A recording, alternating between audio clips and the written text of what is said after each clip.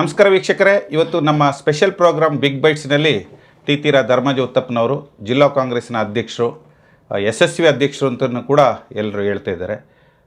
ಜಿಲ್ಲಾಧ್ಯಕ್ಷ ಆದ ನಂತರ ಈ ಕ್ಷೇತ್ರದಲ್ಲಿ ಕಾಂಗ್ರೆಸ್ ಮತ್ತೆ ಅಧಿಕಾರಕ್ಕೆ ಬಂದಿದೆ, ಕಾರ್ಯಕ್ರಮಕ್ಕೆ ಬಂದಿದ್ದಾರೆ. ಸರ್, ಕಾರ್ಯಕ್ರಮಕ್ಕೆ ಸ್ವಾಗತ. ಸರ್, ತಮ್ಮ ಅವಧಿಯಲ್ಲಿ ಈ ಕ್ಷೇತ್ರಕ್ಕೆ BJP ಏನು ಭದ್ರಕೋಟೆ ಇತ್ತು ಅದನ್ನೆಲ್ಲ ಬದಿಗೆ ತಳ್ಳಿ ಕಾಂಗ್ರೆಸ್ ಅಧಿಕಾರಕ್ಕೆ ಬಂದಿದೆ. 1 ವರ್ಷ 4 ತಿಂಗಳಾಗಿದೆ. ಏನು ಹೇಳೋಕ್ಕೆ ಇಷ್ಟಪಡ್ತೀರಿ ಸರ್? 1 ವರ್ಷ 4 ತಿಂಗಳಲ್ಲಿ ನಾವೊಂದು ವಿಭಿನ್ನ ರೀತಿಯಲ್ಲಿ ಜನರ ಹತ್ರ ತಲುಪಿದ್ದೀವಿ ಅಂತ ಹೇಳೋದಕ್ಕೆ ದೊಡ್ಡ ಸಂತೋಷ. ಯಾಕೆಂದರೆ ಇದಕ್ಕೆ ಮೊದಲು ಸರ್ಕಾರ ಇದ್ದರು, ಚುನಾಯಿತ ಪ್ರತಿನಿಧಿಗಳಿದ್ದರು, MLAಗಳಿದ್ದರೆ ಅದೊಂದು ಸೀಮಿತವಾಗಿತ್ತು. ಇವತ್ತು ಒಂದು ಕ್ಷೇತ್ರದಲ್ಲಾಗಲಿ, ಕೊಡಗಿನ ಮಡಿಕೇರಿ ಕ್ಷೇತ್ರದಲ್ಲಾಗಲಿ 2 ಶಾಸಕರು ಗಮನವಾಗಿ ಇವತ್ತು ಸಾರ್ವಜನಿಕ ಬಾಂಧವರುಗಳು, ಇವತ್ತು ಜನರು ಒಂದು ಜವಾಬ್ದಾರಿಯುತವಾಗಿ ಶಾಸಕರ ಮೇಲೆ ಒಂದು ಅವಲಂಬನೆಗಳಾಗಿ ಏನೇ ಇದು ಬಂದರೂ ಕೂಡ ಶಾಸಕರಾಗಿ ಹೋಗಿ ಹೇಳಿಕೊಳ್ಳುವಂಥ ಒಂದು ಸ್ಥಿತಿ ಇವತ್ತು ಕಂಡು ಬಂದಾಗ ಇವತ್ತು ಜನರಿಗೆ ನಮ್ಮ ಸರ್ಕಾರ ತಲುಪಿದೆ ಅಂತ ಹೇಳೋದು ಅದಕ್ಕೆ ಒಂದು ನಿದರ್ಶನ. ಇವತ್ತು ಪ್ರತಿ ದಿವಸ 2 ಶಾಸಕರ ಮನೆಯಲ್ಲಿ 100ರಿಂದ 105 ಜನರು ಇರ್ತಾರೆ. ಏನಂದರೆ ಕೇವಲವಾಗಿ ಒಂದು ಸರ್ಕಾರದ ಕೆಲಸ ಅಲ್ಲ, ಈಗ ವೈಯಕ್ತಿಕವಾಗಿ ಕೆಲಸ, ಬೇರೆ ಕಾನೂನು ಕೆಲಸ, ಕಂದಾಯ ವಿಚಾರ ಕೆಲಸ ಆಗಲಿ, ಅಥವಾ ಯಾವುದಾದ್ರೂ ಒಂದು ಸರ್ಕಾರದ ಪರವಾಗಿ ಕೆಲಸ ಆಗಬೇಕಾದ್ರಾಗಲಿ, ಅಥವಾ ವೈದ್ಯಕೀಯ ಸಮಸ್ಯೆಗಾಗಲಿ, ಪ್ರತಿಯೊಂದಿಗೂ ನಮ್ಮ 2 ಶಾಸಕರು ಸ್ಪಂದಿಸಿರೋದೇ ಇವತ್ತು ನಮ್ಮ ಸರ್ಕಾರ ಜನರ ಹತ್ರ ತಲುಪಿದೆ ಅಂತ ಹೇಳಲಿಕ್ಕೆ ಒಂದು ನಿದರ್ಶನ. ಸರ್, ಈಗ ನಿಮ್ಮ ನಾಯಕರು ಏನು ಕಪ್ಪು ಚುಕ್ಕೆನೇ ಇಲ್ಲ, ಭಾರಿ ಪ್ರಾಮಾಣಿಕರಾಗಿದ್ದರು ಅಂತೇಳಿ ಮುಖ್ಯಮಂತ್ರಿ ಏನು ಸಿದ್ದರಾಮಯ್ಯ ಇದ್ದಾರೆ, ಅವರಿಗೆ ಒಂದು ಕಪ್ಪು ಚುಕ್ಕೆ ಸ್ಟಾರ್ಟ್ ಆಯಿತಾ ಅಂತ ಸರ್? ಈಗ ಗೊತ್ತಿದೆ, ಎಲ್ಲರೂ ಈಗ ನೀವೇ ಹೇಳಿದ್ರಿ ಅವರಿಗೊಂದು ಕಪ್ಪು ಚುಕ್ಕೆ ಇಲ್ಲ ಅಂತ ಹೇಳೋದು. ಪ್ರತಿಯೊಬ್ಬರು ಹೇಳ್ಕೊಳ್ಳೋವಂಥ ಮಾತೆ ಅದು ಕಪ್ಪು ಚುಕ್ಕೆ ಇಲ್ಲ ಅಂತ. ಇದು ಸಾರ್ವಜನಿಕವಾಗಿ ಅವ್ರ ಮೇಲೆ ಅವರಿಗೆ ಸಿಕ್ಕಿದಂಥ ಒಂದು ದೊಡ್ಡ ಅದು ಬಿರುದು ಇಲ್ಲ ಅಂತ ಹೇಳೋದು. ಇವತ್ತು ಒಬ್ಬ ಮನುಷ್ಯ ಹುಟ್ಟಿ ರಾಜಕೀಯದಲ್ಲಿ ಸುಮಾರು 41 ವರ್ಷಗಳ ಅವರ ರಾಜಕೀಯ ಜೀವನದಲ್ಲಿ ಇವತ್ತು ಆ ಒಂದು ಹೆಸರು ಅವರಿಗೆ ಬರಬೇಕಾದ್ರೆ ಅದೊಂದು ನಿಜವಾಗಿ ಅವರು ಅದಕ್ಕೆ ಸರಿಯಾದ ಒಂದು ಸೂಕ್ತವಾದ ವ್ಯಕ್ತಿತ್ವದಲ್ಲಿ ಅವ್ರನ್ನ ಇವತ್ತು ಕಾಣ್ತಿರೋದಕ್ಕೆ ಅವರಿಗೆ ಈ ಕಪ್ಪು ಚುಕ್ಕೆಯಲ್ಲಿ ಕಾಣಿಸ್ಕೊಳ್ತಿದ್ದಾರೆ ಅಂತ ಹೇಳೋದನ್ನು ಇವತ್ತು ನೀವು ಇಲ್ಲ ಅಂತ ಹೇಳೋ ಮನುಷ್ಯ ಇವತ್ತು ಕಾಣಿಸ್ಕೊಳ್ತಿದ್ದಾರೆ ಅಂತ ಹೇಳ್ತಿದ್ದೀರ. ಕೇವಲ ಕೆಲವೇ ವರ್ಷಗಳ ರಾಜಕೀಯ ಮಾಡಿದವರು, ವಿರೋಧ ಪಕ್ಷದಲ್ಲಿ ನಿಂತ್ಕೊಂಡಂಥ ಯಡಿಯೂರಪ್ಪನವರು ಕೇವಲ ಸಿಕ್ಕಿದಂತಹ ಮೊದಲ ಅವಧಿಯಲ್ಲಿ ಸಿಕ್ಕಿದ ಒಂದು 2 ತಿಂಗಳು 3 ತಿಂಗಳಲ್ಲಿ ಅಲ್ಲ 2.5 ವರ್ಷಗಳಲ್ಲಿ ಅವರ ಯಾವೆಲ್ಲ ಹಗರಣಗಳು ಡಿನೋಟಿಫೈ ಏನೆಲ್ಲ ಆಗಿ ಅವರು ಜೈಲು ಸೇರುವಂಥ ಪರಿಸ್ಥಿತಿ ಬಂತು. ಹಾಗೆ ಕುಮಾರಸ್ವಾಮಿಯ ವಿಚಿತ್ರ ಹಗರಣ ಕೂಡ ಬಂದಿದೆ. BJP ಸರ್ಕಾರದಲ್ಲಿ ರೆಡ್ಡಿಗಳ ಒಂದು ದೊಡ್ಡ ಇದೇ ಆಗಿ ಅದಕ್ಕೆ ಬಳ್ಳಾರಿ ಪಾದಯಾತ್ರೆ ನಡೆದು ಆ BJP ಸರ್ಕಾರಕ್ಕೆ ಒಂದು ಚುಕ್ಕೆ ಬರುವಂಥ ರೀತಿಯಲ್ಲಿ ನಡ್ಕೊಳ್ತು. ಜೊತೆಗೆ BJPಯ ಒಂದು ಆಪರೇಷನ್ ಕಮಲ ಅಂತ ಹೇಳೋದೇ ಒಂದು ದೊಡ್ಡ ವಿಚಾರವಾಗಿ ಇವತ್ತು ರಾಜ್ಯದಲ್ಲಿ ಪ್ರಾರಂಭ ಆಗಿದ್ದು, ದೇಶಾದ್ಯಂತ ಪ್ರಾರಂಭವಾಗಿ ಕೆಲವಾರು ಸರ್ಕಾರಗಳನ್ನ ಒಡೆಯೋ ರೀತಿಯಲ್ಲಿ ಹೋಯಿತು. ಅಂಥ ಯಾವುದೇ ಕಾರ್ಯಗಳಿಗೆ ಮಾನ್ಯ ಸಿದ್ದರಾಮಯ್ಯವರು ಕೈ ಹಾಕದೆ ಒಂದು ಪ್ರಜಾಪ್ರಭುತ್ವದಲ್ಲಿ ಜನರ ಆದೇಶಕ್ಕೆ ಅನುಗುಣವಾಗಿ ಇವತ್ತು ರಾಜ್ಯದಲ್ಲಿ ಅಧಿಕಾರ ನಡೆಸ್ತಿದ್ದು ಮತ್ತು ರಾಜಕೀಯವನ್ನು ಮಾಡ್ತಿರುವಂಥ ಸಿದ್ದರಾಮಯ್ಯನವರಿಗೆ ಇವತ್ತು ಕಪ್ಪು ಚುಕ್ಕೆ ಅಂತ ಹೇಳೋದು ಯಾವುದೂ ಇಲ್ಲ. ಮತ್ತು ಇವತ್ತೇನು ಈ ಮೂಢ ಹಗರಣದಲ್ಲಿ ಬಂದಿದೆ ಅದನ್ನು ಈಗಾಗಲೇ ಕೆಲವಾರು ವರದಿಗಳಲ್ಲಿ ಪ್ರತಿಯೊಂದು ವಿಚಾರಗಳು ಭಾರಿ ವಿಸ್ತೃತವಾಗಿ ಚರ್ಚೆಯಾಗಿದೆ. 2013ರಲ್ಲಿ ಅವರು ಪಡ್ಕೊಂಡಂಥ ಒಂದು ಆಸ್ತಿ, 12ರಲ್ಲಿ ಪಡ್ಕೊಂಡಂಥ ಒಂದು ಆಸ್ತಿ ಅವರ ಸ್ವಂತವರ ಅಣ್ಣ ಅವರ ಪತ್ನಿಗೆ ಒಂದು ದಾನ ಮಾಡಿದಂಥ ಆಸ್ತಿ ಆಮೇಲೆ ಬಂತು. ಆಮೇಲೆ ಅದು ಹಾಗೆ ಇತ್ತು, ಕಡೆಗೆ ಅತಿಕ್ರಮಣವಾಯಿತು, 3 ಅತಿಕ್ರಮಣ ಆಗಿತ್ತು ಕಾಣ್ತದೆ. ಅತಿಕ್ರಮಣ ಆಗಿದ್ದಂಥ ಆಸ್ತಿನ ಕಡೆಗೆ ಅವರು ಸರ್ಕಾರ 2018ರಲ್ಲಿ ಹೋಗ್ತದೆ. 2020-21ರಲ್ಲಿ ಅದಕ್ಕೆ ಅನುಮತಿಯನ್ನು ಕೂಡ ಸರ್ಕಾರ ಕೊಡ್ತದೆ. ಆ ಸಂದರ್ಭದಲ್ಲಿ ನಮ್ಮ ಸರ್ಕಾರ ಇಲ್ಲ, ಅವರು ವಿರೋಧ ಪಕ್ಷ ನಾಯಕರಾಗಿದ್ದರು.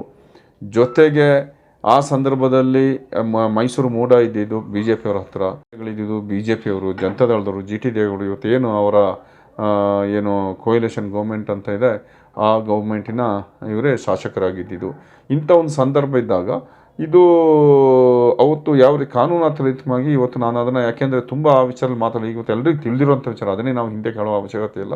ಅವರಿಗೆ ಏನು ಅನುಪಾತಗಳಲ್ಲಿ ಇದನ್ನು ಸರ್ಕಾರ ಅತಿಕ್ರಮಿಸ್ಕೊಂಡಾಗ ಅದಕ್ಕೆ ಏನು ಕೊಡಬೇಕಂತ ಹೇಳೋದನ್ನು ಯಾವುದೋ ಒಂದು ಮೈಸೂರಲ್ಲಿ ಈಗ ಪ್ರತಿಷ್ಠಿತ ಇನ್ನೊಂದು ಅಂತ ಹೇಳೋದು ನಾವು ಕಲ್ಪನೆ, ಅದರ ಇದ್ರ ಮೇಲೆ ಹೇಳ್ತೀವಿ. ಒಂದು ಜಾಗದಲ್ಲಿ ಅವರಿಗೆ ಕೊಟ್ಟಿದ್ದಾರೆ, ಜಾಗ ಬೆಲೆ ಬಾಳುವ, ಅದರಿಂದ ಬೆಲೆ ಬಾಳುವ ಆಸ್ತಿ ಆಗಿದ್ದರಿಂದ ಅದಕ್ಕೆ 50% ಒಂದು ಅನುಪಾತದಲ್ಲಿ 50% 60% ಅನುಪಾತ ಅಂತ ಹೇಳೋದು ಇವತ್ತು ಸರ್ಕಾರ ಮಟ್ಟಿಗಿದೆ. ಅದಕ್ಕೆ ಕೆಲವಾರು ನಾನು ಇದರಲ್ಲೂ ಕೂಡ ಓದಿದೆ. ಈಗ ಒಂದು 4-5 ದಿವಸ ಹಿಂದೆ ನಾವು ಎಸ್ ಪೊನ್ನಣ್ಣನವರು ಅದ್ರ ಬಗ್ಗೆ ಒಂದು ಇದನ್ನು ಕೂಡ ಬರೆದಿದ್ರು. ಏನು ಇವು ಎಲ್ಲ ಪುಸ್ತಕ ಬರೆದು ಅದರಲ್ಲೂ ಕೂಡ ಭಾರಿ ಚೆನ್ನಾಗಿ ಉಲ್ಲೇಖ ಮಾಡಿದ್ದಾರೆ. ಪ್ರತಿಯೊಬ್ಬ ರಾಮದಾಸದಿಂದ ಹಿಡಿದು ಪ್ರತಿಯೊಬ್ಬ MLA ಆ ಮೂಡದ ಇದರಲ್ಲಿ ಸಭೆಯಲ್ಲಿ ಕೂತಾಗ ಯಾವ ರೀತಿ ಆ ಚರ್ಚೆಗೆ ಒಳಪಡಿಸಿದ್ರು ಮತ್ತು ಅದನ್ನು ಹೇಗೆ ಅಧಿಕಾರ ಒಪ್ಪಿಸಿ ಅದನ್ನು ಯಾವ ರೀತಿ ಅದನ್ನು ಕೊಡ್ಬೋದು ಅಂತ ಹೇಳೋ ಒಂದು ಅನುಮೋದನೆಯನ್ನು ಅವರ ಸಮಿತಿಯಲ್ಲಿ ಮಾಡಿದ್ದಾರೆ ಅಂತ ಹೇಳೋದು ಭಾರಿ ಚೆನ್ನಾಗಿದೆ. ಅದರ ಮೇಲೆ ಇವತ್ತು ಅದನ್ನು ಒಂದು ಕಪ್ಪು ಚುಕ್ಕೆ ಹೇಳೋ ರೀತಿಯಲ್ಲಿ ಇವತ್ತು ಪ್ರತಿಪಕ್ಷಗಳು ಮಾಡ್ತಿರೋದು. ಯಾಕೆಂದರೆ ರಾಜ್ಯಕ್ಕೆ ಲಾಭ. ಯಾಕೆಂದರೆ ಇದು ನಾನು ಒಂದು ತಿಂಗಳಿಂದ ಯಾವಾಗ ಇದು ಪ್ರಾರಂಭಿತ ಅವತ್ತೇ ನಾನು ನನ್ನ ಒಂದು ವೈಯಕ್ತಿಕವಾಗಿ ಯೋಚನೆ ಮಾಡಿದ್ದೇನೆ ಅಂದರೆ ಸಿದ್ದರಾಮಯ್ಯನವ್ರನ್ನ ಇಳಿಸೋಕ್ಕೆ ಇದೊಂದೇ ಒಂದು ಚಾನ್ಸ್ ಅಲ್ಲದೆ ಬೇರೆ ಚಾನ್ಸ್ ಇಲ್ಲ ಅಂತ ಹೇಳೋದು ಅವರಿಗೆ ಕೇಂದ್ರ ಗೊತ್ತಿದೆ, ರಾಜ್ಯ ಗೊತ್ತಿದೆ. ಅದರಿಂದ ಅದು ಇಷ್ಟು ದಿವಸದೊಳಗೆ ತಳ್ಕೊಂಡು ಹೋಗಿದೆ. ಯಾಕೆ ಬೇಕಾ ಬೇಡವಾ ಬೇಕೇ ಬೇಡವಾ. ಈಗ ಎಲ್ಲರನ್ನೂ ತುಲನೆ ಮಾಡಿ ನೋಡಿದ್ರೆ ಈ ವಿಚಾರದಲ್ಲಿ ಏನಾದರೂ ಒಂದು ಸಿಕ್ಕಿದ್ರೆ ಮಾತ್ರ ಈಗ ಸರ್ಕಾರನ ಏನಾದರೂ ನಾವು ಹೊಡಿಬೋದು ಅಥವಾ ಸರ್ಕಾರನ ಹೊಡೆದು ಬೇರೆ ಏನೋ ಮುಖ್ಯಮಂತ್ರಿಗಳು ಆಮೇಲೆ ಗೊಂದಲ ಉಂಟು ಮಾಡೋದು, ಸರ್ಕಾರದೊಳಗೆ ಗೊಂದಲ ಉಂಟು ಮಾಡಿ ಪುನಃ ಆಪರೇಷನ್ ಕಮಲ ಮಾಡ್ಬೋದು ಅಂತ ಹೇಳೋ ಒಂದು ಇದನ್ನು ಇಟ್ಕೊಂಡು ತುಂಬ ಯೋಚನೆ ಮಾಡಿ ಒಂದು ತಿಂಗಳಿಂದ ಇದನ್ನು ಯೋಚನೆ ಮಾಡಿ ಇವತ್ತು ಇಲ್ಲ ಕಡೆಗೆ ಕೊಡಲೇಬೇಕು, ಕೊಟ್ಟು ಏನಾದರೂ ಮಾಡಿ ಸರ್ಕಾರನ ಇದೇ ಒಂದು ಸಂದರ್ಭನ ಉಪಯೋಗಿಸ್ಕೊಳ್ಬೇಕಂತ ಹೇಳೋ ರೀತಿಯಲ್ಲಿ ಯಾವುದೇ ಬೇರೆ ಕಪ್ಪುಚೆಗಳು ಇಲ್ಲ ಹಾಗೆ ಇದನ್ನೆಲ್ಲೇ ಉಪಯೋಗಿಸ್ಕೊಂಡು ಈ ಸರ್ಕಾರನ ಬೀಳಿಸ್ಬೇಕು ಅಂತ ಹೇಳೋ ರೀತಿಯಲ್ಲಿ ಇವತ್ತು ಅದನ್ನು ಏನು ಇವತ್ತು ಅದಕ್ಕೆ ರಾಜ್ಯಪಾಲರು ಕೂಡ ಇವತ್ತು ಸರ್ಕಾರಕ್ಕೆ ಪ್ರಾಸಿಕ್ಯೂಷನ್ಗೆ ಕೊಡಬೇಕಂತ ಹೇಳೋ ಪತ್ರನೂ ಕೂಡ ಬರೆದಿದ್ದು ಅದೇ ಅಂತ ಹೇಳಿ ಕಾಣ್ತಿದೆ. ಇದರಲ್ಲಿ ರಾಜ್ಯಪಾಲರ ಕೈವಾಡ ಕೂಡ, ಯಾಕೆಂದರೆ ಇವತ್ತು ಕೇಂದ್ರದಲ್ಲಿರೋ ಸರ್ಕಾರ BJP ಸರ್ಕಾರ, ಗೃಹ ಮಂತ್ರಿ ಅಮಿತ್ ಶಾ ಅವರು ಇದ್ರ ಬಗ್ಗೆ ತುಂಬ ಅವರಿಗೆ ನೇರವಾಗಿ ದೂರು ಕೊಟ್ಟವರಿದ್ದಾರೆ. ಅವರೆಲ್ಲ ಇವತ್ತು ಚರ್ಚೆ ಮಾಡಿ ಒಬ್ಬ ಸಾಧಾರಣ ಮನುಷ್ಯ, ಒಬ್ಬ ವ್ಯಕ್ತಿ RTA ವ್ಯಕ್ತಿ ಅವನಿಗೆ ಈಗಾಗಲೇ ಸುಪ್ರೀಂ ಕೋರ್ಟು ಕೂಡ ದಂಡ ವಿಧಿಸಿದೆ, ಒಂದು 20-25 ಲಕ್ಷ ದಂಡ ವಿಧಿಸಿದೆ ಅಂತ ಹೇಳೋದು ಇದೆ. ಇಂಥ ಒಂದು ಒಬ್ಬ ವ್ಯಕ್ತಿಗೆ ಒಬ್ಬ RTಗಳು ಎಷ್ಟು 100ಕ್ಕೆ 100 ಎಲ್ಲರೂ ಕೆಟ್ಟದಂತ ಹೇಳೋದು. ಎಷ್ಟೋ ಜನರು RTಯನ್ನು ತಮ್ಮ ವೃತ್ತಿಗಾಗಿ ಉಪಯೋಗಿಸ್ಕೊಂಡಿದ್ದಾರೆ, ಹಣಕ್ಕಾಗಿ ಉಪಯೋಗಿಸ್ಕೊಂಡಿದ್ದಾರೆ. ಎಲ್ಲ ಇದರಲ್ಲೂ ಇರ್ತಾರೆ, ಎಲ್ಲ ಫೀಲ್ಡ್ಗಳಲ್ಲೂ ಎಲ್ಲ ಇದರಲ್ಲೂ ಇಂಥವ್ರು ಇರ್ತಾರೆ, ಪ್ರತಿಯೊಂದರಲ್ಲೂ ಇಲ್ಲ ಅಂತ ಹೇಳೋದಿಲ್ಲ. ಅದರಲ್ಲೇ ಅವ್ನು ಬಂದಂಥ ಒಬ್ಬ ವ್ಯಕ್ತಿ TJ ಅಬ್ರಹಂ ಕೆಲವಾರು ಆರೋಪಗಳು ಮಾಡಿ ಇವ್ರಿಗೆ ಬ್ಲ್ಯಾಕ್ ಮೇಲ್ ಅಂತೇಳಿ ದುಡ್ಡು ಮಾಡೋರು. ಸೊ ಇವ್ರು ನೇರವಾಗಿ ಹೋಗಿ ರಾಜ್ಯಪಾಲರಿಗೆ ಕೊಡಬೇಕಂತ ಹೇಳಿದ್ರೆ ಅಂಥ ಎಷ್ಟು ಆಗ್ರಹಗಳು ಎಷ್ಟು ನಾಯಕರುಗಳ ವಿಚಾರಗಳಲ್ಲಿ ಹೋಗಿ ಕೊಟ್ಟರೆ ರಾಜ್ಯಪಾಲರು ಎಲ್ಲಿ ಕೊಡ್ತಾರಾ? ಇವತ್ತು ಎಷ್ಟು ಆಗ್ರಹಗಳಿದೆ ಪ್ರತಿಯೊಬ್ಬರ ವಿಚಾರದಲ್ಲಿ. ಇವತ್ತು ವಿಜೇಂದ್ರನ ಮೇಲೆ ಎಷ್ಟಿದೆ, ಯಡಿಯೂರಪ್ಪನವ್ರ ಮೇಲೆ ಎಷ್ಟಿದೆ, ಕುಮಾರಸ್ವಾಮಿ ಅವ್ರ ಮೇಲೆ ಎಷ್ಟು ಲೆಕ್ಕಗಳು ಎಷ್ಟಿದೆ, ಇದೇ ಮೈಸೂರಲ್ಲಿ ಅವರಿಗೆ ಎಷ್ಟು ಸೈಟ್ ಇದೆ ಏನು ವಿತರಣೆ ಆಗಿದೆ ಪ್ರತಿಯೊಬ್ಬರಿಗೆ ಗೊತ್ತಿರುವಂಥದ್ದು. ಎಷ್ಟು ಜನತಾದಳದ ಇವರಿಗೆ ಅವರಿಗೆ ಸುಮಾರು ಸೈಟ್ಗಳು ಅವರ ಹೆಸರಿಗೆ ಆಗಿದೆ. 196 ಸೈಟ್ಗಳನ್ನು ಅವರ ಹೆಸರಿಗೆ ಅವರ ಒಂದು ಕುಟುಂಬಕ್ಕೆ ಆಗಿದೆ ಅಂತ ಹೇಳೋದು ಕೂಡ.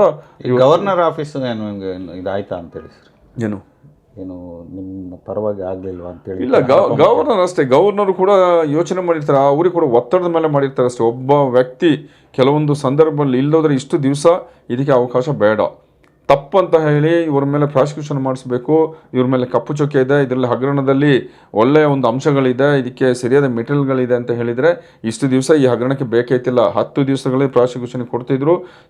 ಯಾರು ಮುಖ್ಯಮಂತ್ರಿಗಳು ಅವರು ರಿಸೈನ್ ಮಾಡೋಂಥ ಇದು ಕೂಡ ಬರ್ತಿದ್ರು. ಮುಖ್ಯಮಂತ್ರಿಗಳು ಯಾಕೆ ಧೈರ್ಯ? ಸಿದ್ದರಾಮಯ್ಯ ಮಾಡಿಲ್ಲ, ಎಲ್ಲ ಕಾನೂನುಬದ್ಧವಾಗಿದೆ ಅಂತ ಹೇಳಿ ಧೈರ್ಯ ಇದೆ. ಆ ಕಾನೂನುಬದ್ಧ ಇದ್ದಿದ್ದರಿಂದ ಇವತ್ತು ಗವರ್ನರ್ ಮೇಲೆ ಒತ್ತಡ ಹಾಕಿ ಗವರ್ನರ್ ಕೂಡ ಕೇಂದ್ರ ಸರ್ಕಾರಕ್ಕೆ ಮಣಿದು ಕೊಟ್ಟಿರ್ಬೋದು ಅಂತ ನನಗೆ ಅನಿಸಿದೆ. ಅವ್ರಿಗೆ ಸಿಕ್ಕಿದ ಒಂದು ರಾಜ್ಯಪಾಲರ ಒಂದು ಘನತೆಗೆ ಅವರು ದುರುಪಯೋಗ ಪಡಿಸ್ಕೊಂಡ್ರು. ಇವತ್ತು ಕೆಲವಾರು ವ್ಯಕ್ತಿಗಳನ್ನ ನೋಡಿದ್ದೀವಿ.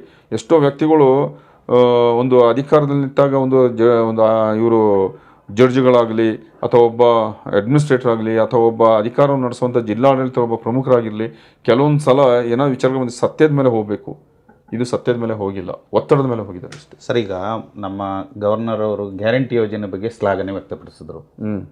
ಇವಾಗ ನೀವು BJP ಈ ರೀತಿ ಮಾಡ್ತದೆ ಅಂತ ಹೇಳ್ತಿದ್ದಾರೆ, ಸರಿ ಅನಿಸ್ತದೆ ಸರ್? ಗವರ್ನರು ಗ್ಯಾರಂಟಿ ಯೋಜನೆ ಮೇಲೆ ಅವರು ಪ್ರಶಂಸೆ ವ್ಯಕ್ತಪಡಿಸಿದ್ರು. ಅವರು ವೈಯಕ್ತಿಕವಾಗಿ ಒಬ್ಬ ಗವರ್ನರ್ ಆಗಿ ಅವರೊಬ್ಬ ಈ ಸರ್ಕಾರದಲ್ಲಿ ಅವರ ಭಾಷಣ ಕೂಡ ಗವರ್ನರ್ ಭಾಷಣಗಳಲ್ಲಿ ನಮ್ಮ ಜಂಟಿ ಆದೇಶ ಕೂಡ ಮಾತಾಡಿರ್ತಾರೆ. ಅವರು ಸರ್ಕಾರ ಏನು ಅವರ ನಮ್ಮ ಕಾರ್ಯಕ್ರಮ ಕೂಡ ಅದನ್ನು ಕೂಡ ಹೇಳಿ ಆಮೇಲೆ ಕೂಡ ಪ್ರಶಂಸೆ ಮಾಡಿದ್ದಾರೆ. ಅವರು ಅವತ್ತು ಏನು ಅವರು ವೈಯಕ್ತಿಕವಾಗಿ ಇಲ್ಲಿಯ ಒಂದು ಹೋಗುಗಳು ನೋಡಿಕೊಂಡು ಅವರು ಮಾಡಿದ್ದಾರೆ. ಇವತ್ತು ಇದು ರಾಜಕೀಯವಾಗಿ ಯಾಕೆ ಅಮಿತ್ ಶಾನ ಹತ್ರ ಹೋಗಬೇಕು, ಅಲ್ಲಿ ಯಾಕೆ ಚರ್ಚೆ ಆಗಬೇಕು, ಇವ್ರು ಡೈಲಿಗೆ ಯಾಕೆ ರಾಜ್ಯದ ನಾಯಕರು ಹೋಗ್ಬೇಕು ಇದು ಪ್ರಕರಣ ತಗೊಂಡು? ಆವಾಗ ಏನಂದರೆ ಇದು ಒತ್ತಡಕ್ಕಾಗಿ ಆಗಿದೆ ಅಷ್ಟೇ. ಈಗ ಪಾದಯಾತ್ರೆ ನಾವು ಮಾಡಿದ್ವಿ, ಬೆಂಗಳೂರಿಂದ ಮೈಸೂರಿಗೆ ಬಂದ್ವಿ, ನಮಗೀಗ ಫಲ ಸಿಕ್ಕಿದೆ, ಇದು ಜನರದ್ದು ಅಭಿಪ್ರಾಯ. ಸಿದ್ದರಾಮಯ್ಯನವ್ರ ಮೇಲೆಗೆ ಕಪ್ಚುಕ್ಕೆ ಆಗಿದೆ, ಈಗ ತಕ್ಷಣ ರಾಜೀನಾಮೆ ಕೊಡಿ ಅಂತೇಳಿ ಒತ್ತಡಗಳು ಕೇಳ್ತಾರೆ. ಕಾಂಗ್ರೆಸ್ಸು ಬೇಕಷ್ಟು ಪಾದಯಾತ್ರೆಗಳು ಮಾಡಿದೆ. ನಾವು ಬಳ್ಳಾರಿ ಪಾದಯಾತ್ರೆ ಮಾಡಿದ್ವು, ಸುಮಾರು 18 ದಿವಸ 340 ಕಿಲೋಮೀಟರ್ನು ಪಾದಯಾತ್ರೆ ಆಯಿತು. ನಾವು ಇದಕ್ಕೆ ಯಾವುದು ನಮ್ಮ ನೀರಿನ ಮೇಕೆದಾಟಿಗೆ ಭಾರಿ ಉತ್ತಮವಾಗಿ ಪ್ರಶಂಸೆ ಪಾದಯಾತ್ರೆ ಮಾಡಿದ್ವು. ಮತ್ತು ನಮ್ಮ ರಾಹುಲ್ ಗಾಂಧಿ ಅವರು ಭಾರತ ಜೋಡೋಕ್ಕೆ ಕನ್ಯಾಕುಮಾರಿಯಿಂದ ಕಾಶ್ಮೀರದವರೆಗೆ ನೀವೆಲ್ಲ ಈ ಪಾದಯಾತ್ರೆಗಳನ್ನ ನೀವು ನೋಡಿದವರೇ. ಈ ಪಾದಯಾತ್ರೆ ಹೇಗಿತ್ತು? ಒಂದು ದಿವಸ ಕುಮಾರಸ್ವಾಮಿ ನಾನು ಬರೋದಿಲ್ಲ ಅಂತ ಹೇಳೋದು, ಇನ್ನೊಂದು ದಿವಸ ನಾನು ಅದು ಉದ್ಘಾಟನೆ ಬರೋದು, ಇನ್ನೊಂದು ದಿವಸ ಬರ್ತೀನಿ ಅಂತ ಹೇಳೋದು, ಆಮೇಲೆ ಯಾವುದೋ ಒಂದು ರಾಜಿ ತೀರ್ಮಾನ ಆಗೋದು. ಕುಮಾರಸ್ವಾಮಿ ಕೂಡ ಉದ್ದೇಶ ಮೊದಲು ಇತ್ತಿಲ್ಲಗಂಡು, ಯಾಕೆಂದ್ರೆ ನಾನು ಕೂಡ ಇದರಲ್ಲಿ ಭಾಗಿಯಾಗಿದ್ದೀನಿ, ನನಗೂ ಕೂಡ ಈಗ ಕೆಲವು ದಾಖಲೆಗಳನ್ನ ಹೇಳ್ತಿದ್ದಾರಲ್ಲ, ಅವರು ಪಕ್ಷದವರು ಅವರಿಗೆ ಬೇಕಾದವ್ರ ಕುಟುಂಬಕ್ಕೆ ಬೇಕಾದಷ್ಟು ಕೊಟ್ಟಿದ್ದಾರೆ ಅಂತ ಅವ್ರಿಗೆ ಹೆದರಿಕಿದ್ದಿರ್ಬೋದು. ಇದನ್ನೆಲ್ಲ ನೇರ್ಕೊಂಡು ಇವ್ರು ಬಂದಾಗ ಎಷ್ಟು ಗಲಾಟೆ ಆಯಿತು, ಅವ್ರವ್ರಿಗೆ ಗಲಾಟೆ, BJPಯ ನಾಯಕರುಗಳಿಗೂ ಕುಮಾರಸ್ವಾಮಿಗೂ ಗಲಾಟೆ. ಇದು ಪಾದಯಾತ್ರೆಯಾ? ಇದು ಒಂದು ಏನಂದರೆ ಒಂದು ಅದಕ್ಕೆ ಒಂದು ಮೇಡಪ್, ಅದಕ್ಕೆ ಒಂದು ವ್ಯವಸ್ಥಿತವಾಗಿ ಮಾಡಿದಂಥ ಒಂದು ಪಾದಯಾತ್ರೆ ಅಂತಲೇ ಹೇಳೋ ಒಂದು ಸರ್ಕಾರದ ವಿರೋಧವಾಗಿ ಮಾಡಿದಲ್ಲ, ಸರ್ಕಾರವನ್ನು ಬೀಳಿಸ್ಲಿಕ್ಕೆ ಅಥವಾ ಸರ್ಕಾರಕ್ಕೆ ಏನಾದರೂ ಒಂದು ತೊಂದರೆ ಕೊಡಬೇಕಂತ ಜನರನ್ನ ಒಂದು ಕೆಟ್ಟದರಿಗೆ ತೆಗೆದುಕೊಂಡು ಹೋಗಲಿಕ್ಕೆ ನಡೆದಂಥ ಒಂದು ಅದನ್ನು ಪಾದಯಾತ್ರೆ ಅಂತ ಹೇಳೋಕ್ಕಾಗೋದಿಲ್ಲ, ಅದೊಂದು ಇದು ಡೊಂಬರಾಟ ಅಂತ ಹೇಳಬೇಕು ಅಷ್ಟೇ. ಸರ್, ಈ ಕ್ಷೇತ್ರದ ಶಾಸಕರಿಗೆ ದೊಡ್ಡ ಜವಾಬ್ದಾರಿ ಸಿಕ್ಕಿದೆ, ಮುಖ್ಯಮಂತ್ರಿಗಳಿಗೆ ಕಾನೂನು ಸಲಹೆಗಾರರಾಗಿ ಕೂಡ ಆಗಿದ್ದಾರೆ. ಸರ್, ಈ ವಿಚಾರದಲ್ಲಿ ಈಗೇನು ಸರ್ಕಾರ ಬೀಳೋದು, ಮುಖ್ಯಮಂತ್ರಿ ಬದಲಾವಣೆ, ಈ ವಿಚಾರದಲ್ಲಿ ಸ್ಪಷ್ಟ ಸಂದೇಶ ಕೊಡ್ತಾ ಇದ್ದಾರೆ ಅಂತ ಅನಿಸ್ತದೆ ಸರ್ ನಿಮಗೆ? ಹೌದು. ಇವತ್ತು ಮಾನ್ಯ ಎಸ್ ಪೊನ್ನಣ್ಣನವರು ತಮಗೆಲ್ಲ ಗೊತ್ತಿರೋ ಹಾಗೆ 2015-16ರಿಂದ ಅವರು ಎಡಿಷನಲ್ ಅಡ್ವೊಕೇಟ್ ಜನರಲ್ ಆಗಿ ಕೆಲವು ವರ್ಷ ಅಡ್ವೊಕೇಟ್ ಜನರಲ್ ಕೂಡ ಕೆಲಸ ಮಾಡಿದ್ದಾರೆ. ಆ ಸಂದರ್ಭದಲ್ಲೂ ಕೂಡ ಅವರು ಕೆಲವಾರು ಹಗರಣಗಳನ್ನು ಕೂಡ ಕರ್ನಾಟಕ ಸರ್ಕಾರ, ಕಾಂಗ್ರೆಸ್ ಸರ್ಕಾರ ಬಂದಾಗ ಅದನ್ನು ಕೂಡ ಎದುರಿಸಿದ್ದು ಇವರ ಒಂದು ಇದರಲ್ಲೇ. ಆ ಸಂದರ್ಭ ಕೂಡ ಇವರು ಭಾರಿ ಕಾನೂನಾತ್ಮಕವಾಗಿ ಕೆಲವು ಸಲಹೆಗಳನ್ನು ಕೊಟ್ಕೊಂಡು ಕೆಲವಾರು ಇದನ್ನು ಕೂಡ ಅವರು ಅಂಥ ಕಷ್ಟಕರ ಪರಿಸ್ಥಿತಿಯಲ್ಲಿ ಸಿದ್ದರಾಮಯ್ಯ ಸರ್ಕಾರ ಕಳೆದ ಸಲ ಕೂಡ ಬಂದಾಗ ಅದನ್ನು ನಿವಾರಿಸ್ಕೊಂಡು ಬಂದಂಥವರು ನಮ್ಮ ಎಸ್ ಪೊನ್ನಣ್ಣನವರು. ಅದೇ ರೀತಿ ಇವತ್ತು ಕೂಡ ನಮಗೆ ಸರ್ಕಾರ ಬಂದ ಮೇಲೆ ಈ ಥರದ ಕಾನೂನು ಸಲಹೆಗಳು, ಇಂಥ ಕಷ್ಟಕರ ಪರಿಸ್ಥಿತಿ ಬಂದರೆ ಹೇಗೆ ಅದಕ್ಕೆ ಒಂದು ಒಳ್ಳೆಯ ಸಲಹೆ ಬೇಕು, ಮತ್ತು ಪ್ರತಿ ಮಂತ್ರಿಗಳಿಗೆ ಏನಾದರೂ ವಿಚಾರಗಳು ಸರ್ಕಾರದ ಮಟ್ಟದಲ್ಲಿ ಬೇಕಾದ ಸಲಹೆ ಬೇಕಂತ ಹೇಳೋದಕ್ಕಾಗಿ ಇವತ್ತು ಪೊನ್ನಣ್ಣನವರು ಮುಖ್ಯಮಂತ್ರಿಗಳು ಕಾನೂನು ಸಲಹೆಗಾರಾಗಿ ನೇಮಿಸ್ಕೊಂಡಿದ್ದಾರೆ. ಅವರು ಪ್ರತಿಯೊಂದು ಪೊನ್ನಣ್ಣನವರು ಮುಖ್ಯಮಂತ್ರಿಗಳು ಅಷ್ಟೇ, ಬೇರೆ ಖಾತೆಗಳ ಸಚಿವರು ಕೂಡ ಅವರಿಂದಲೇ ಹೇಳಿಸ್ಕೊಂಡು ಎಲ್ಲರೂ ಕೂಡ ಕರ್ಕೊಂಡು ಇವತ್ತು ತಾವು ಮೀಡಿಯಾಗಳಲ್ಲಿ ನೋಡ್ಕೊಳ್ತಿದ್ದೀರಾ. ಅವರ ಒಂದು ಅನುಭವ ಮತ್ತು ಕಾನೂನಾತ್ಮಕವಾಗಿ ಹೇಗೆ ನಡ್ಕೊಳ್ಬೇಕಂತ ಹೇಳೋದನ್ನು ಕೂಡ ಅವರ ಒಂದು ಇದನ್ನು ಪ್ರಯೋಜನ ತಗೊಂಡು ಇವತ್ತು ಸರ್ಕಾರ ನಡೀತಿದೆ ಒಂದು ಉತ್ತಮ ರೀತಿಯಲ್ಲಿ. ಮತ್ತು ಈ ವಿಚಾರದಲ್ಲಿ ಹೇಳಬೇಕಾದ್ರೆ ಅವರು ಭಾರಿ ಇವತ್ತು ಎಲ್ಲರೂ ತಾವೆಲ್ಲ ನೋಡಿದ್ದೀರಾ, ಗಮನಿಸಿದ್ದೀರಾ, ಇವತ್ತು ಟಿ ವಿಗಳಲ್ಲಿ, ಮಾಧ್ಯಮಗಳಲ್ಲಿ ಅದು ಅವ್ರು ಕೆಲವೊಂದು ಪ್ರೆಸ್ ಕಾನ್ಫರೆನ್ಸ್ಗಳು ಮಾಡಿದ್ದು ಮತ್ತು ಅದ್ರ ಬಗ್ಗೆ ವಿವರಣೆ ಕೊಟ್ಟಿದ್ದು, ಮುಖ್ಯಮಂತ್ರಿಗಳ ಜೊತೆ ಯಾವ ರೀತಿ ನಡ್ಕೊಳ್ಬೇಕಂತ ಹೇಳಿದ್ದು. ಇವತ್ತು ಮುಖ್ಯಮಂತ್ರಿಗಳನ್ನ ಎಲ್ಲ ಇದರಲ್ಲೂ ಕೂಡ ಒಂದು ಸರ್ಕಾರವನ್ನು ಬಚಾವ್ ಮಾಡೋ ರೀತಿಯಲ್ಲಿ ಕೆಲವೊಂದು ಕ್ಲಿಷ್ಟಕರ ಪರಿಸ್ಥಿತಿಯಲ್ಲಿ ಪೊನ್ನಣ್ಣನವರ ನಡೆ, ಈಗ ನಾನು ಹೇಳಬೇಕಂತೆಲ್ಲ, ಇದು ಇವತ್ತು ಇಡೀ ರಾಜ್ಯದ ಜನತೆಗೆ ಗೊತ್ತಾಗಿದೆ. ಪ್ರತಿಯೊಂದು ಇವತ್ತು ಕೂಡ ಸರ್ಕಾರ ಕೂಡ ಅವರ ಒಂದು ಅಧೀನದಲ್ಲೇ ಇದಕ್ಕೆ ಏನು ಕಾನೂನು ಕ್ರಮವನ್ನು ಯಾವ ರೀತಿಯ ಒಂದು ವಕೀಲರ ಒಂದು ಇದನ್ನು ನೇಮಿಸ್ಕೊಳ್ಬೇಕು ಮತ್ತು ಅದನ್ನು ಹೇಗೆ ನಾವು ಒತ್ತಡವನ್ನು ಎದುರಿಸ್ಬೇಕಂತ ಹೇಳೋದನ್ನು ಅವ್ರ ನಾಯಕತ್ವ ಕೊಟ್ಟಿದೆ. ಇದಕ್ಕೆಲ್ಲ ಅವರ ಒಂದು ಏನು ಹೇಳ್ತೀವಿ ಕೆಪಾಸಿಟಿ, ಅವರ ಒಂದು ಇದೇ ಕಾರಣ ಅಂತ, ಕೆಪಾಸಿಟಿ ಅವರ ಇದಕ್ಕೆ ಕಾರಣ. ಮತ್ತು ಅವರು ಅದನ್ನು ಭಾರಿ ಪರಿಪೂರ್ಣವಾಗಿ ಭಾರಿ ಅವ್ರ ಹತ್ರ ಇದಿದೆ. ಯಾಕೆಂದರೆ ಪ್ರತಿಯೊಬ್ಬರಿಗೂ ಒಂದೊಂದು ಪ್ರೊಫೆಷನ್ ಅಂತ ಇರ್ತಾರೆ, ಒಂದು ಉದ್ಯೋಗ ಇರ್ತದೆ. ಆ ಉದ್ಯೋಗದಲ್ಲಿ ಅವರು ಪರಿಣಿತರು, ಅವ್ರ ಜೊತೆಲೇ ಆಗೋದಿಲ್ಲ ಅವರು. ಯಾಕೆಂದರೆ ನನ್ನ ವೈಯಕ್ತಿಕವಾಗಿ ಕೂಡ ಭಾರಿ ಹತ್ತಿರದಿಂದ ನಾವು ಈಗ ಕಳೆದ 3-4 ವರ್ಷಗಳಿಂದ 5 ವರ್ಷಗಳಿಂದ ನಾವು ಅವ್ರ ಜೊತೆ ಕೆಲಸ ಮಾಡಿದವರು. ಅವರಿಗೆ ಕಾನೂನಾತ್ಮಕವಾಗಿ ಯಾವುದೇ ವಿಚಾರಗಳು ಬಂದರೂ ತಕ್ಷಣವಾಗಿ ಅದಕ್ಕೆ ಒಂದು ಪ್ರತಿಕ್ರಿಯೆ ಮತ್ತು ಅದನ್ನು ಹೇಗೆ ನಿವಾರಿಸ್ಬೇಕಂತ ಹೇಳೋದು ನಾವು ಕೆಲವೊಂದು ವಿಚಾರ ಮಾತಾಡೋದು ಅವರಿಂದ ಬರ್ತದೆ. ಅದು ಪ್ರತಿಯೊಂದು ಫೀಲ್ಡಲ್ಲೂ ಕೂಡ ಒಬ್ಬ ವ್ಯಾಪಾರಸ್ಥನಿಗೆ ವ್ಯಾಪಾರದಲ್ಲಿ ಇರ್ತದೆ, ಇನ್ನೊಬ್ಬನಿಗೆ ಇನ್ನೊಂದರಲ್ಲಿ ಇರ್ತದೆ, ಕೃಷಿಯವನಿಗೆ ಕೃಷಿಯಲ್ಲಿ ಇರ್ತದೆ, ಏನಾದರೂ ಅಂತಂದರೆ ಆ ರೀತಿ ವಕೀಲ ವೃತ್ತಿಯಲ್ಲಿ ಮತ್ತು ಕಾನೂನಿನ ವಿಚಾರದಲ್ಲಿ ಈಸ್ ಮೋಸ್ಟ್ ವೆರಿ ಸುಪ್ರಿಯರ್ ಪರ್ಸನ್ ಅಂತ ಹೇಳ್ಬೋದು ಕರ್ನಾಟಕದ. ಸರ್, ಈಗ ಕಾಂಗ್ರೆಸ್ ಏನು ಅನುದಾನ ತಂದಿಲ್ಲ, ಸ್ವಲ್ಪನೇ ತಂದಿರೋದು, 250 ಕೋಟಿ ಅಂತೇಳಿ ಸುಳ್ಳು ಹೇಳ್ತಾ ಇದ್ದಾರೆ. ಸಾಕಷ್ಟು ಅನುದಾನ ನಮ್ಮ ಅವಧಿಯಲ್ಲಿ ತಂದಿರತಕ್ಕಂಥದ್ದು, ವಿರಾಜಪೇಟೆಗಾಗಿರ್ಬೋದು, ಇನ್ನೊಂದಕ್ಕಾಗಿರ್ಬೋದು ಅಂತೇಳಿ ಅವರು ಆರೋಪನೂ ಕೂಡ ಮಾಡ್ತಿದ್ದಾರೆ. ತಮ್ಮ ಅವಧಿಯಲ್ಲಿ 250 ಕೋಟಿ ಬಂದಿಲ್ವ ಸರ್ ಏನಾದರೂ? ಈಗ BJP ಮೊದಲು ನೀವು 250 ಕೋಟಿ ಹೇಳಿದ್ದಕ್ಕೆ ಹೇಳ್ತೀನಿ, ನಾನು ಕಾರಲ್ಲಿ ಇಟ್ಬಿಟ್ಟೆ, ನನ್ನ ಹತ್ರ ಈಗಲೂ ರೆಕಾರ್ಡ್ ಎಲ್ಲ ಇದೆ. ನಾವು ಅದ್ರ ಬಗ್ಗೆ 2 ಶಾಸಕರು ಕೂಡ ಶ್ವೇತಪತ್ರ ಹೊರಡಿಸಿದ್ದಾರೆ. ಯಾವುದಕ್ಕೆ ಎಷ್ಟೆಷ್ಟು ಕೋಟಿಗಳು, ವಿರಾಜಪೇಟೆ ನೀರಿನಕ್ಕೆ ಎಷ್ಟು, ನಮ್ಮ ರಸ್ತೆಗೆ ಎಷ್ಟು, ನಾವು ಯಾವುದರಿಂದ ತಗೊಂಡು ಬಂದಿದ್ದೀವಿ, ಬಸ್ ಸ್ಟ್ಯಾಂಡಿಗೆ ಎಷ್ಟು ಏನಂತ ಹೇಳೋದನ್ನು ಈಗಾಗಲೇ ನಾವು ಶ್ವೇತಪತ್ರದ ಮೂಲಕ ಜಿಲ್ಲಾ ಇದರಲ್ಲೇ ನಾವು ಅದರ ಬಗ್ಗೆ ಇದರಲ್ಲಿ ನಾವು 2 ಶಾಸಕರು ಕೂಡ ನಾವು ಜನರಿಗೆ ಕೊಟ್ಟಿದ್ದೀವಿ. ಅದನ್ನು ಪುನಃ ಈಗ ನನಗೆ ಯೋಚನೆ ಮಾಡಿಕೊಂಡು ಹೇಳಲಿಕ್ಕೆ ಆಗೋದಿಲ್ಲ. ಕುಶಾನಗರ ಬಸ್ ಸ್ಟ್ಯಾಂಡಿಂದ ಹಿಡಿದು ಸೋಮವಾರಪೇಟೆ ಟರ್ಫ್ಗಳಿಂದ ಹಿಡಿದು ಪ್ರತಿಯೊಂದು ಇದನ್ನು ಮಡಿಕೇರಿಯ ಒಂದು ನೀರಿನ ಒಂದು ಇದು ಕೂಡ 56 ಕೋಟಿ ನೀರಿನ ಒಂದು ಇದು ಕೂಡ ಇದೆ. ಎಲ್ಲ ಯಾವುದೆಲ್ಲ ಕೊಟ್ಟಿದೆ ಅಂತ ಹೇಳೋದನ್ನು ಈಗ ಇದರಲ್ಲಿದೆ. ವಿರಾಜಪೇಟೆಯಲ್ಲೂ ಕೂಡ 4-5 ಉದ್ಯಾನವನ, ಕೆರೆಗಳು ಮತ್ತು ಬೆಟ್ಟದಲ್ಲಿ ಒಂದು ವ್ಯೂ ಪಾಯಿಂಟು, ಹೀಗೆ ಹಲವಾರು ಕಾರ್ಯಕ್ರಮಗಳನ್ನ ನಾವು ಕೊಟ್ಟಿದ್ದೀವಿ. ಇದ್ರ ಮಧ್ಯೆ ನಾನು ಹೇಳ್ತೀನಿ, 2018ರಲ್ಲಿ ಕಾಂಗ್ರೆಸ್ ಸರ್ಕಾರ ಹೋದ್ಮೇಲೆ BJP ಸರ್ಕಾರ ಬರ್ತದೆ. ಬಂದಮೇಲೆ 2 ವರ್ಷ ಯಾವುದೇ ಅನುದಾನ ಬಂದಿರೋದಿಲ್ಲ, ಯಾವುದೇ ಕೆಲಸ ಮಾಡಿರೋದಿಲ್ಲ. ಅವತ್ತು ಭಾರಿ ಪರಿಪಕ್ವವಾಗಿ ಮಾದೇವಪ್ಪನವರು ಅವತ್ತು PWD ಮಿನಿಸ್ಟರ್ ಆಗಿರ್ತಾರೆ. ಕೊಡಗಿನಲ್ಲಿ ಅತಿ ಹೆಚ್ಚು ಉತ್ತಮವಾಗಿ ಆ ಕಾಲದಲ್ಲಿ ನಿಮ್ಮ ಹುಣಸೂರಿಂದ ವಿರಾಜಪೇಟೆವರೆಗೆ ನಿಮ್ಮ ರಸ್ತೆ ಹೇಗಿತ್ತು, ನಾವು ಹುಣಸೂರಿಂದ ಗೋಣಿಗೊಪ್ಪ ಬರಬೇಕಾದ್ರೆ ಈಗ ನಾವು 45 ನಿಮಿಷಗಳಲ್ಲಿ ಬರ್ತೀವಿ. ಅವತ್ತು 1.5 2 ಗಂಟೆ ಬೇಕಿತ್ತು. ಗೋಣಿಗೊಪ್ಪದಿಂದ ಮಡಿಕೇರಿ ಹೋಗ್ಲಿಕ್ಕೆ ಎಷ್ಟು ಬೇಕಿತ್ತು, ಅದು ಪ್ರತಿ ಹಾತೂರು ಮಠ ಎಲ್ಲ ನಾವು ಹೋಗ್ಬೇಕಾದ್ರೆ ಗುಂಡಿಗಳಾಗಿ ಸೇರಿತ್ತು. ಯಾವ ರಸ್ತೆ ಇತ್ತು ಅಂತ ಹೇಳೋದನ್ನು ತಾವು ಅಂದ್ಕೊಳ್ಬೇಕು. ಅದೇನು ನಮ್ಮ ಸರ್ಕಾರ ಹೋದ್ಮೇಲೆ 2 ವರ್ಷ ಇವರು ಯಾವುದೇ ಅನುದಾನ ತಗೊಂಡು ಬಂದಿಲ್ಲ, ಯಾವ್ದು ತರಲಿ. ಇವತ್ತು ನಾವು ಗ್ಯಾರಂಟಿ ಯೋಜನೆ ಕೊಟ್ಕೊಂಡು ಗ್ಯಾರಂಟಿ ಯೋಜನೆಯಿಂದ ಹೆಚ್ಚಿಗೆ ತಿಂಗಳಿಗೆ 4,000 5 ಸಾವಿರ ಕೋಟಿ ರೂಪಾಯಿ ಇವತ್ತು ಜನರಿಗೆ ತಲುಪುತ್ತೆ. ಅದು ಕೂಡ ಜನರಿಗೆ ತಲುಪುವಂಥದ್ದೇ ಅನುದಾನವೇ ಒಂದು ಥರದಲ್ಲಿ, ಅದು ಕೂಡ ಅಭಿವೃದ್ಧಿಯ ಒಂದು ಭಾಗವೇ. ಒಂದು ವರ್ಷಕ್ಕೆ 56 ಕೋಟಿಯ 60 ಕೋಟಿ 56-58 ಕೋಟಿಯಷ್ಟು 56 ಸಾವಿರ ಕೋಟಿಯಷ್ಟು ಬಜೆಟ್ನ ಅದಕ್ಕಾಗಿ ಯಾವುದು ನಮ್ಮ ಗ್ಯಾರಂಟಿ ಸ್ಕೀಮಿಗಾಗಿ ಇಟ್ಟಿದ್ದೀವಿ. ಅದರಿಂದ ಇವತ್ತು ಈ ಅಭಿವೃದ್ಧಿಯ ಜೊತೆಯಲ್ಲಿ ಇವತ್ತೇನು ನಾವು ತಕ್ಷಣವಾಗಿ ಪರಿಹರಿಸಬೇಕು, ಮತ್ತು ಇದಕ್ಕೆ ಇರೋದನ್ನು ಇರುವಾಗೆ ಹೇಳುವ, ಅದನ್ನೇನು ಇದಿಲ್ಲ. ಆರ್ಥಿಕವಾಗಿ ಒಂದು ಸರ್ಕಾರ ಹೊಸದಾಗಿ ಬಂದಾಗ ಹಳೆಯ ಬೇಕಾದಷ್ಟು ಪೇಮೆಂಟ್ಗಳಿರ್ತದೆ. ಈ ಆರ್ಥಿಕವಾಗಿ ಇಷ್ಟು ದೊಡ್ಡ ಗ್ಯಾರಂಟಿಗಳನ್ನ ಬಂದು 1 ತಿಂಗಳಲ್ಲಿ ಕೊಟ್ಟ ಮೇಲೆ ಇದನ್ನು ಸರಿದೂಗಿಸ್ಕೊಳ್ಳೋಕ್ಕೆ ಸರ್ಕಾರ ಕೂಡ ಯೋಚನೆ ಮಾಡಿ ಅದಕ್ಕೆ ಆರ್ಥಿಕವಾದ ಒಂದು ವ್ಯವಸ್ಥೆ ಮಾಡ್ಕೊಂಡಿದೆ. ಈ ವರ್ಷದಿಂದ ಬೇಕಾದಷ್ಟು ಯಾವ ರೀತಿ ಆರ್ಥಿಕವನ್ನು ಒಂದು ಹೊಂದಾಣಿಕೆ ಮಾಡಿಕೊಂಡು ಅಭಿವೃದ್ಧಿಗೆ ಈ ವರ್ಷದಿಂದ ಉತ್ತಮವಾಗಿ ಹಣ ಬರ್ತದೆ. ಸರ್, ಈಗಾಗಲೇ ಮುಖ್ಯಮಂತ್ರಿಗಳು ಶಾಸಕರ ಒಂದೇ ಒಂದು ಮಾತಿಗೆ ಕೊಡಗು ಜಿಲ್ಲೆಗೆ ವಿಸಿಟಿಂಗ್ ಬಂದಿದ್ದರು. ಏನಾದ್ರು ವಿಶೇಷ ಪ್ಯಾಕೇಜ್ ಥರದ್ದು ಏನಾದ್ರು ಸಿಕ್ಕೋ ಒಂದು ಆಶಾಭಾವನೆ ಇದೆ? ಹೌದು, ಅದು ಕೂಡ ತಾವು ಯೋಚನೆ ಮಾಡಬೇಕಾದಂಥ ವಿಚಾರ. ಮುಖ್ಯಮಂತ್ರಿಗಳು ಕಳೆದ ಬಾರಿ ಕೂಡ ಅಷ್ಟೇ ವಿರೋಧ ಪಕ್ಷದಲ್ಲಿದ್ದಾಗ ಕೂಡ ಕೊಡಗಿನ ಒಂದು ಇದ್ರ ಬಗ್ಗೆ ಅತಿವೃಷ್ಟಿ ಬಗ್ಗೆ ನೋಡ್ಲಿಕ್ಕೆ ಬಂದಿದ್ದರು.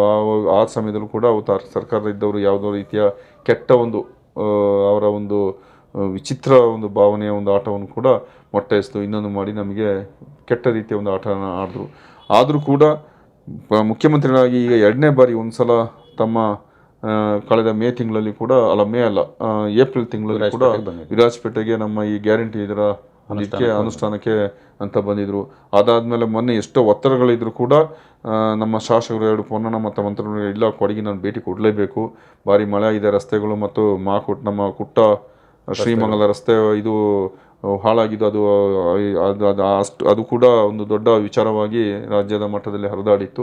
ಆದ್ದರಿಂದ ಮಳೆ ಸಂದರ್ಭದಲ್ಲಿ ಬಂದಂತ ಹೇಳೋದನ್ನು ಅಂತು ಒತ್ತಡಗಳಿದ್ರು ಕೂಡ ಮುಖ್ಯಮಂತ್ರಿಗಳು ಬಂದಿದ್ದರಿಂದ ಅವತ್ತು ನೋಡಿ ಎಲ್ಲ ಅವಲೋಕಿಸಿ ಕೊಡಗಿಗೆ ಯಾಕೆಂದರೆ ಇವತ್ತು ಕಾವೇರಿ ತುಂಬಿ ಹರಿದಿದೆ. ಕೊಡಗಿನ ಒಂದು ಎಷ್ಟು ಮಳೆ ಆದರೂ ಆ ಮಳೆಯಿಂದಲೇ ಇವತ್ತು ಬೆಂಗಳೂರಿಗೆ ನೀರಾಗಲಿ, ಮಂಡ್ಯ, ಮೈಸೂರು, ತಮಿಳುನಾಡುವರೆಗೆ ಇದರ ಒಂದು ಇದಿದೆ ಅಂತ ಹೇಳೋ ಇದರಿಂದ ಏನು ರೈನ್ ಡ್ಯಾಮೇಜ್ಗಳಿದೆ ಅದಕ್ಕೆ ಒಂದು ಪೂರಕವಾದ ಹಣವನ್ನು ಅದಕ್ಕೆ ಒಂದು ಒಳ್ಳೆಯ ಒಂದು ಇದನ್ನೇ ಕೊಡ್ತೀನಿ ಅಂತ ಹೇಳೋದನ್ನು ಹೇಳಿದ್ದಾರೆ, ಭರವಸೆ ಕೊಟ್ಟಿದೆ.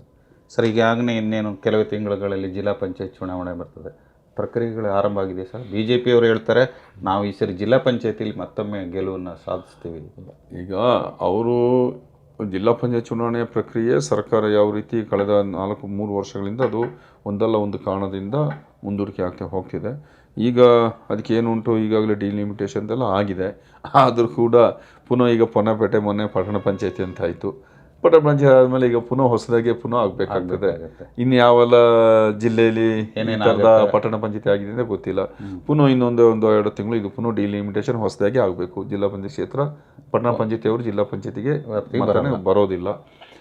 ಮತ್ತು ಜಿಲ್ಲಾ ಪಂಚಾಯತ್ ಚುನಾವಣೆಯಲ್ಲಿ ಅದು ಯಾವ ರೀತಿ ನಡಿಬೇಕು, ಸರ್ಕಾರ ನಮ್ಮ ಹತ್ರ ಇದೆ, ಮತ್ತು ಶಾಸಕರ ಸ್ಪಂದನೆಗಳಿದೆ. ಜನ ನೋಡಿ ಮತ ಕೊಡ್ತಾರೆ. ಏನೋ ಕೇಂದ್ರ ಸರ್ಕಾರದ ವಿಚಾರದಲ್ಲಿ BJPಗೆ ಮತ ಕೊಟ್ಟಿದ್ದಾರೆ, ಅದು ಯಾವುದೋ ಒಂದು ವಿಚಾರಧಾರೆ ಮೇಲೆ ಕೊಟ್ಟಿದ್ದಾರೆ. ನಾನೀಗ ಅದನ್ನೆಲ್ಲ ಗೊತ್ತಿರುವಂಥ ವಿಚಾರ ಹೇಳಲಿಕ್ಕೆ ಹೋಗೋದಿಲ್ಲ. ಆದರೆ ಇಲ್ಲಿಯ ಕೊಡಗಿನ ಜನ ಸ್ವಲ್ಪ ಭಾವನಾತ್ಮಕವಾಗಿ BJP ಕಡೆ ಯಾವುದೋ ಒಂದು ವಿಚಾರಗಳಲ್ಲಿ ಇರೋದರಿಂದ ಇವತ್ತು ದೇಶದಲ್ಲಿ ಬಿ ಜೆ ಪಿ ಹೇಗೆ ಮುಖಭಂಗ ಆಗಿದೆ ಅಂತ ಹೇಳೋದನ್ನು ಕೂಡ ನೋಡಿದ್ದೀರಾ. ಅಯೋಧ್ಯೆಯಲ್ಲಿ ಏನಾಯಿತು, ಇವರ ಒಂದು ಸ್ವಕ್ಷೇತ್ರವಾದ ಮೋದಿಯವರ ಕ್ಷೇತ್ರದಲ್ಲಿ ಅವರು ಕಳೆದ ಬಾರಿ ಗೆದ್ದಿದ್ದಷ್ಟು ಈ ಬಾರಿ ಎಷ್ಟಂತ 2-3 ಲಕ್ಷ, ಈ ಬಾರಿ ಕಡಿಮೆ ಅಂತರದಲ್ಲಿ ಕಳೆದ ವರ್ಷ 4 ಲಕ್ಷ ಅಂತರದಲ್ಲಿ ಗೆದ್ದರೆ ಈ ಬಾರಿ ಕೇವಲ 1-1.5 ಲಕ್ಷ ಅಂತರದಲ್ಲಿ ಗೆದ್ದಿದ್ದಾರೆ. ಆದ್ದರಿಂದ ಅದನ್ನೆಲ್ಲ ತಗೊಳ್ಳಿಕ್ಕಾಗೋದಿಲ್ಲ. ನಾವು ಲೋಕಲ್ ಇದು ಮಾಡ್ತೀವಿ, ನೋಡೋ ಅದು ಯಾವ ರೀತಿ ಸ್ಟ್ರಾಟಜಿ ಮಾಡ್ತೀವಿ. ಅದು ಎರಡು ನೋಡೋ ಆ ಸಂದರ್ಭ ಬಂದಾಗ ಚುನಾವಣೆ ಕಳೆದ ಮೇಲೆ ಹೇಳುವ. ಸರ್, ಈಗ ಕೊನೆಯದಾಗಿ ಹೇಳ್ಬೇಕಂದ್ರೆ ಸರ್, ಸಿದ್ದರಾಮಯ್ಯ ಸರ್ಕಾರ ಏನಾರು ಅಲ್ಲಾಡ್ಬೋದಾ ಅಂತ ಒಂದು ವಿಷಯ ಹೇಳ್ತೀನಿ. ಏನೆಲ್ಲ ಮಾಡಿದರು ನಮ್ಮ ಅರವಿಂದ್ ಕೇಜ್ರಿವಾಲ್ದು ಸರ್ಕಾರಕ್ಕೆ, ಅವ್ರನ್ನ ಜೈಲಿಗೆ ಹಾಕಿದರು, ಅವ್ರು ರಾಜೀನಾಮೆ ಕೊಟ್ಟರು, ಜೈಲಿಂದ ಸರ್ಕಾರ ನಡೆಸಿದ್ರು. ಅದೇ ರೀತಿ ಇವ್ರು ಏನೇ ತೊಂದರೆ ಮಾಡಲಿ, ಇವತ್ತು ರಾಜ್ಯ ಸಚಿವ ಸಂಪುಟ, ರಾಜ್ಯದ ಎಲ್ಲ ಶಾಸಕರು, ಕಾಂಗ್ರೆಸ್ಸಿನ ಪ್ರತಿ ನಾಯಕರುಗಳು, ಜಿಲ್ಲಾ ಮಟ್ಟದ ಅಧ್ಯಕ್ಷರುಗಳು, ಬ್ಲಾಕ್ ಮಟ್ಟದ ಅಧ್ಯಕ್ಷರುಗಳು, ರಾಷ್ಟ್ರೀಯ ಕಾಂಗ್ರೆಸ್ನ ಹೈಕಮಾಂಡ್ ಪ್ರತಿಯೊಬ್ಬರು ಕೂಡ ಸಿದ್ದರಾಮಯ್ಯ ಹಿಂದೆ ಇದೆ. ಇವರು ಏನೇ ಮಾಡಿದರೂ ಸಿದ್ದರಾಮಯ್ಯನವರು ರಿಸೈನ್ ಮಾಡೋದಿಲ್ಲ, ಸಿದ್ದರಾಮಯ್ಯನವರೇ ಮುಖ್ಯಮಂತ್ರಿಗಳಾಗಿ ನಡೆಯುತ್ತಾರೆ. ಪ್ರಿಯ ವೀಕ್ಷಕರೇ, ಯಾವುದೇ ಕಾರಣಕ್ಕೂ ಈ ರಾಜ್ಯದ ಮುಖ್ಯಮಂತ್ರಿ ಸಿದ್ದರಾಮಯ್ಯನವರು ಬದಲಾವಣೆಗೆ ಸಾಧ್ಯವೇ ಇಲ್ಲ, ರಾಜೀನಾಮೆಯ ಪ್ರಶ್ನೆಯೇ ಇಲ್ಲ. ಈ ನಿಟ್ಟಿನಲ್ಲಿ ಮುಂದುವರಿತಾರೆ. ಏನು ಗವರ್ನರ್ ಕಚೇರಿ ಇದೆ, ಅದು ಒಂದು ಥರದಲ್ಲಿ ದುರ್ಬಳಕೆ ಆಗಿದೆ ಅಂತೇಳಿ ಪರೋಕ್ಷವಾಗಿ ತೀತಿರ ಧರ್ಮಾಜಿ ಅವರು ಆರೋಪ ಮಾಡಿದ್ದಾರೆ. ಈ ಒಂದು ಸಿದ್ದರಾಮಯ್ಯನವರ ಆಗು ಹೋಗುಗಳ ಬಗ್ಗೆ ಸಮಗ್ರವಾದ ಚರ್ಚೆ ಮಾಡೋದಲ್ಲದೆ ಕೊಡಗಿನ ಅಭಿವೃದ್ಧಿಗೆ ಈ ಕ್ಷೇತ್ರದ ಶಾಸಕರ ಕೊಡುಗೆ ಕೂಡ ಹೇಳಿದ್ದಾರೆ. ಸರ್, ಕಾರ್ಯಕ್ರಮದ ಅಂಗವಾಗಿ ಧನ್ಯವಾದಗಳು.